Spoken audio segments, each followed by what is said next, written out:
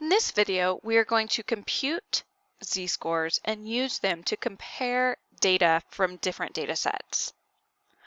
Here's an example. Ruth took 2 midterms this week and wants to determine which one she performed better on relative to the class's distribution. Given the following data, on which test did she score better? So we have chemistry and psychology, we have Ruth score, we have the mean of the class, and the standard deviation of the class. So let's calculate each z-score, one for chemistry and one for psychology, and then we'll compare them and we will answer the question. Let's start with chemistry. So we need a chemistry z-score. Z is equal to x minus mu divided by sigma. And when we do this calculation, we have to round it, but it's about 0.67. And now we need a z-score for psychology. So our psych z-score, we end up with z is equal to x minus mu over sigma, where z is 0.2. So we have our two z-scores that we can now compare. And we want to know which exam she performed better on.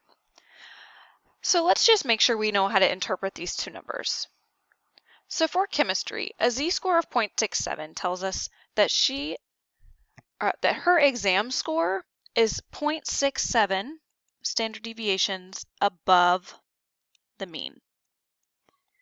For psychology, that tells us that her exam score is 0.2 standard deviations above the mean. Now they're above because these are positive scores and not negative. So in order to answer which exam she did better on, being more above the mean would be a greater test score, and that would be doing better. So she's more above the mean here in chemistry. So we'll say that her score on chemistry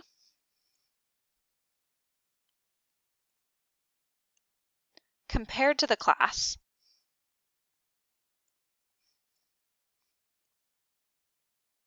is higher.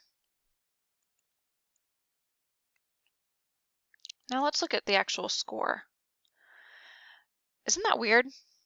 Even though it looks lower, comparatively, compared to how everyone else did, she actually did better in chemistry than in psychology, even though the actual number is lower. That's why it's so important to standardize so that you can compare.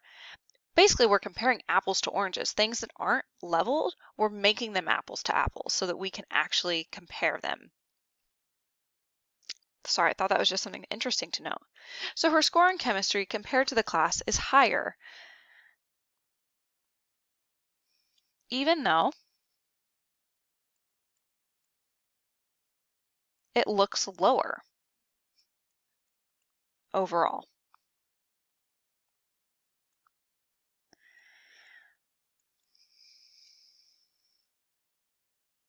So because